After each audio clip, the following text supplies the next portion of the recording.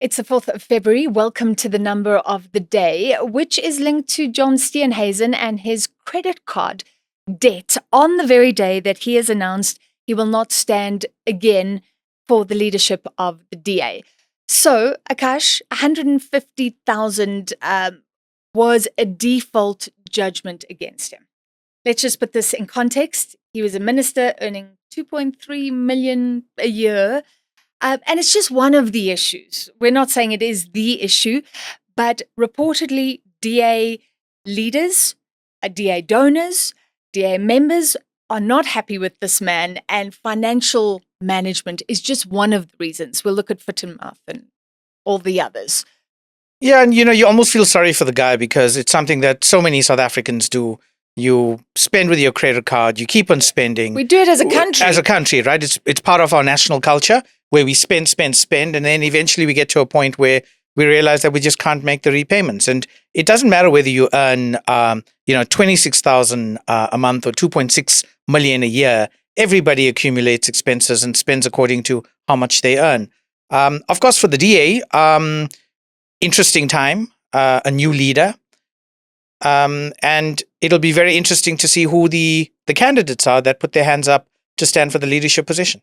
It wasn't only his credit card. It was also the DA credit card. But that is murky. We don't know what happened there. We just know there was a dispute.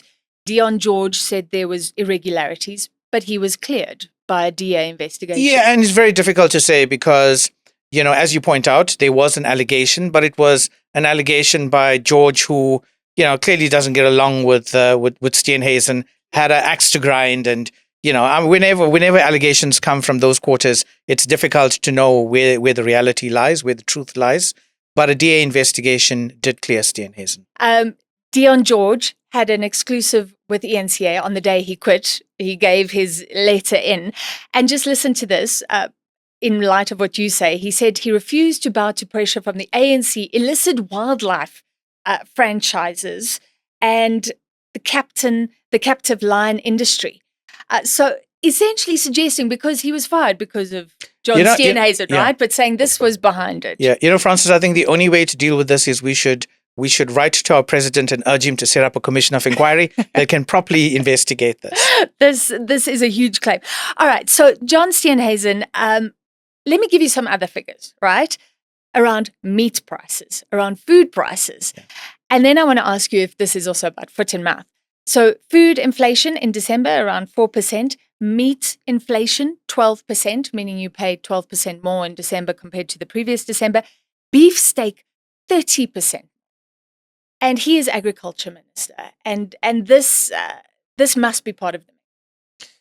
So, to his credit, foot and mouth broke out in South Africa about 4 years ago before he became the Minister of Agriculture. But then it begs the question, what did he do on his watch? And the answer is clearly not enough.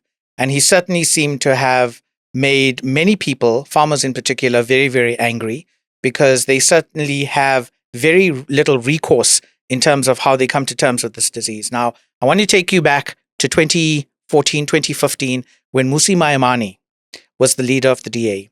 And he was sacked as the leader of the DA because in the 2019 elections, the DA lost support and they seemingly lost it to the Freedom Front Plus. And that signaled the end of Mmusi Maimane.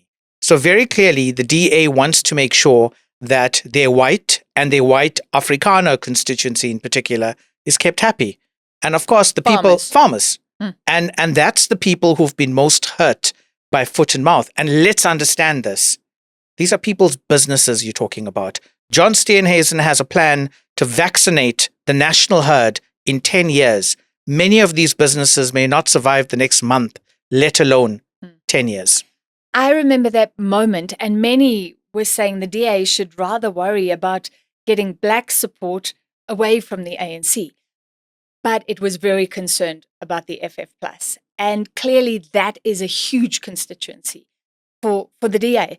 The farmers, and it seems like there's an uproar against what is going on because apparently DA members in Gauteng are saying that the province needs to take over.